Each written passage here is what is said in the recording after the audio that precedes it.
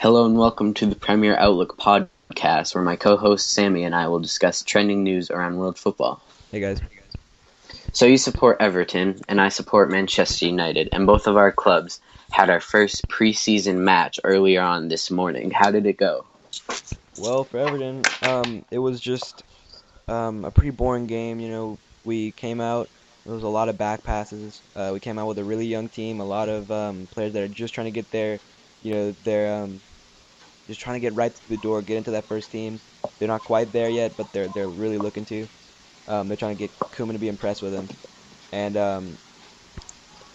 some of them it was great. Some of it was a great day. For some, it was just terrible because just when we our defense was strong at times, and then there'll be let ups where we would let this team that's far less we're far superior.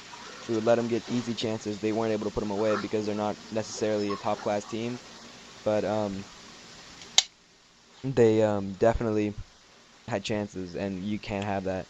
And as far as our offense, we would pass around real slow. We had a lot of possession, but not too much trying not too much urgency, just not trying to sprint with the ball, not trying to run with the ball, not trying to get our chances. When we did, the goalie was there. He was ready to pick it off. We were ready to miss the net with our shots, miss volleys, miss shots, miss everything. We ended up getting our breakthrough in the second half off a corner, where Galloway knocks one in on the far post off a flick on from Holgate. But in terms of the whole team, it was just a really disappointing match for me. And in terms of individual performances, some players really stood out. Like, for example, Galloway got my man of the match because just in general, he was all over the place. He was there to make the important tackles. He was there to make the important interceptions. And then he ended up putting away the goal, which is huge.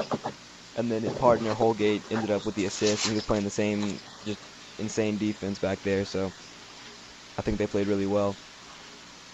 Some players that weren't so good was Gibson for me. He was just he didn't do much. Maybe he found some decent passes, but he wasn't um, just wasn't. I don't know. He didn't have that X factor that was he couldn't flip the switch and just create a chance like you need a midfielder to do. Delafeu the same. He was invisible for 40 of the 45 minutes he was on. He was on in the second half, and then of course Nias came on in the second half. Just he's tripping over the ball. He can't dribble the ball. He's hitting the post. He's missing first touches. He's not winning headers. He's not hustling. It's just ridiculous. I don't know why we signed him. I don't know why we have him, but we do, and maybe he can pick it up. I don't know, but it's not looking good for him. Andy, how was the Manchester United game? Well, we opened up our preseason this morning against Wigan Athletic, the home of the legendary Will Grigg, and they recently won the League One to get promoted to the Championship. And for this game, I had a lot of expectations. I wanted to see how new manager Jose Mourinho would organize the team, what formation, what players he would take a liking to, his tactics. And I was excited to see him integrate two new signings, Eric Bailly from Villarreal, the young center back, and Mkhitaryan, the playmaker from Dortmund. And first I want to touch on Henrik Mkhitaryan, who I thought was easily man of the match for United. He came on, well, he was started, and then he was taken off at the beginning of the second half, so he played the first half. And even though both goals were scored after he was taken off in the second half, he was still the best playmaker out there. He was completing dribbles past players. He's making defenders look like fools. He was creating chances for everybody left and right. He almost had an opportunity to score off of a volley, but he put it a little bit over the crossbar, which I think he could have scored, and I think he knew that, judging by the way he reacted to his miss. But he also set up Memphis Depay and Lingard each on a chance, and I thought Memphis could have easily finished it if he used his left foot. However, somehow he tried to angle it in with his right foot on the far post, which I didn't think was a good idea. And then Jesse Lingard had a good shot, but it was blocked by a defender.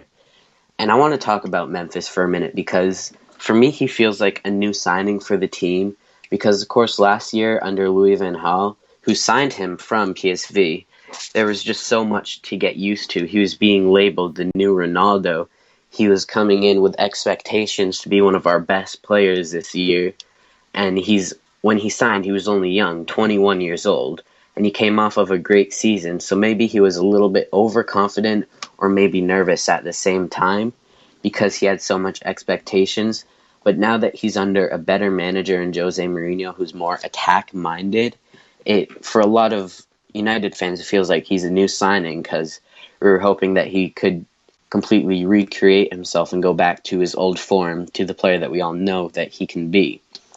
But I was massively disappointed in him.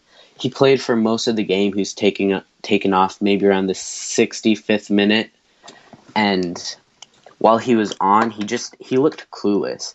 He has the skill and he has the technical ability, but whenever he gets the ball, he plays out left, so he has a lot of the chances where either Herrera or Mkhitaryan plays him in, and he's running down the wing with the ball, and he just looks like he never knows what he wants to do with it. Like he Well, just stands there. well, do you think Mourinho would be the kind of guy to to pull him to the side and say, "Hey, this is what you got to do, and if you're not going to do that, then I can't play in your team." Then you think that's the difference between him and Van Gaal, I maybe? sure hope so. I think that is the difference because Van Gaal, as I witnessed for 2 seasons as a United fan, he was a little more easygoing. It seemed, of course, I didn't play for the team. I don't know exactly the whole story, but he seemed like a much more easygoing manager than Mourinho. Whereas Mourinho's always had the reputation to be tough on his players, but in a good way. Like, you can't have a manager who's going to be soft on his players. Right. All of the best managers in the world, Pep Guardiola, as you saw after the game versus Dortmund and Bayern last year, Pep Guardiola, Josef Kimmich was the best player on the field by far, and he's only 21 years old. And the whole world saw on live TV Pep Guardiola was yelling like instructions and helping Kimmich, and I think that's what makes Guardiola such a great manager is because he pushes his players, and I think that's the same with Mourinho because we saw that at Chelsea towards the Right. end before he got sacked. It kind of seemed like he was going a little crazy with all the things that he was doing, but he was just trying so hard to get his players to play to the best of their abilities. And Right. I hope that he can get that out of Memphis because he's just so bad at decision making. If he's given the opportunity, like he took a long shot and it was close, but I don't think he had opportunities to pass. I think he's trying too hard to be a star. Right. I think he Well, just needs to go out there and get it done. what you're describing with Van Gaal is like exact replica of what happened at Everton last year when you look at what happened to Roberto Martinez. Tim Right. Howard's having a mental breakdown in goal. The crowd's on him. They're sarcastically clapping while he's making easy catches, and then we're all getting restless. We're saying Kinwright out. We're saying Martinez out because he's not doing the job right. He's keeping Tim Howard in when he's not doing anything. He's saying Tim Howard's doing a good job. He's my guy. He's my number one, but he's not. He shouldn't be the number one. We all know Joel's a great goal or a decent goalkeeper on his day, and same thing like you see Ross Barkley. He'll have all kind of space, and then he'll make the wrong pass, or he'll make not pass the ball at all. Same with Deulofeu. And I think a manager like that's why we were trying to get Mourinho at some point. Obviously, I don't think we had a chance, but being linked with him and looking for him because he's a strict manager. He knows what he wants, and he's gonna make him do what he wants. And I think Koeman is like it's a poor man's, not a poor man's Jose Mourinho, but not by any stretch, but But like in terms of that similar to mentality, Mourinho. Yeah. he's not similar to Mourinho in terms of his tactics, but that mentality where he's gonna be like, hey, you're gonna do this and you're gonna do this, or you're not gonna be in my team. I think and I think same thing with United. They're all gonna have a fresh slate. They're really gonna be trying to impress, and I think that could be something that could be on his mind too with Depay. Hmm. Um, you just never know. I'm not in Right. that locker room. I wouldn't know. But Yeah.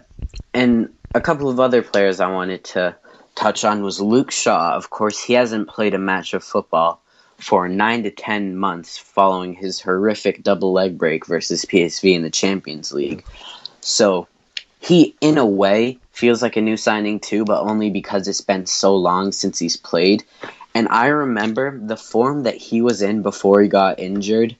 it looked like he could have finished off this season the best left back in the league. He was that good, and he's still, and he's still a young age of 21 years old. So he still has plenty of time. He still has maybe 10 years left in him, or maybe even more, because some 10. He's people gonna can. retire at 31. Come on. No, I mean He's like lose his peak. Yeah, right, right. He's He's not got going to another retire at 6, 30. 7 years to grow, and then you never know what's gonna Yeah, happen. and I thought I had mixed feelings about Shaw. I was really looking forward to see him how he defended, and I don't blame him. It's been 10 months since he's played, and of course, if you get an injury, then you're gonna be like too nervous to re-injure it. But for me, it looked like that's exactly what he was doing. Which maybe he needs to, maybe he's at risk for a re-injury, but I don't think I he is doubt if he would they be can play with playing. that. Yeah. Yeah, and he just seemed at the beginning for the first 10 minutes. I thought he was quick on the ball. He had fresh legs. He was ready to go. Then towards the end of the game, I thought he kind of declined. He was looking slower and less energetic. And the only chance that Wigan Athletic had was, I believe it was Will Grigg had the ball and he was taking on Luke Shaw in a 1v1, and he easily dribbled past Luke Shaw to find himself right in front of the goal. Right. And so I think that if he can improve his positioning, which he was already good at, I just hope that he just gets all the jitters off of him and he's able to play. And I think That'll come with time for sure. yeah. And I think Mourinho, the same thing with Memphis, like pushing his players, and I think he can do that with Luke Shaw. Right. And for second man of the match, who I'd give if I didn't give it to Mkhitaryan, was easily Ander Herrera. He's playing in the central midfield, kind of holding, and he was just winning the ball back left and right. He's didn't fail many challenges at all, and he just made really nice stand tackles, stealing possession and just putting us on the attack. And some other players is James Wilson. I thought he was not very good. I thought Bailey was good. He's great on the ball. He had a point where he kind of like volleyed the ball over a player with a nice touch and good bit of skill. And lastly, I wanted to talk about youngster Andreas Pereira. Under Van Gaal, last year's U.S. tour when United came to the U.S. and played teams like PSG and the LA Galaxy, he was one of the best players for us then.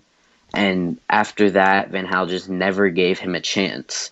And now he came on towards the second half. I think he was one of the original second half substitutions, so he played 45 minutes. And when he came on, he was the Mkhitaryan of the second half. He was creating chances, he was dribbling, and he was playing in a more holding midfield position where he can play on the wing or in the number 10 role. But he was just, everything he touched turned to gold. He was doing everything right. He was making great passes, and he even got the second goal, which was an outstanding volley, one of the best goals probably so far, even though we're still early. But I don't think we'll see another goal like that for a couple of weeks. It was a really nice goal. So overall, we beat Wigan 2-0 with goals from Will Keane and then the goal by Pereira. And I really like to see that attacking flair in the United lineup. It's been years. Yeah, it's something that I haven't seen at United for years because that's not how Louis van Gaal played.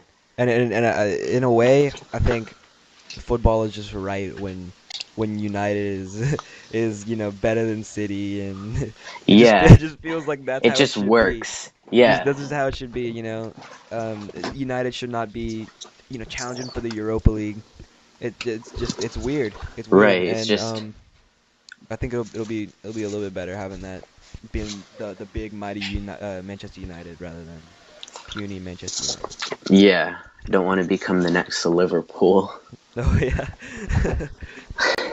Because if you look at the last 4 seasons, we finished 9th place, 4th place, or the last 3 seasons we finished 9th place, 4th place, and then 5th place, and that is not acceptable at all for Manchester United, the most historic English club. Even us, we Right. went from we had virtually one of like probably the same squad, add added a few players,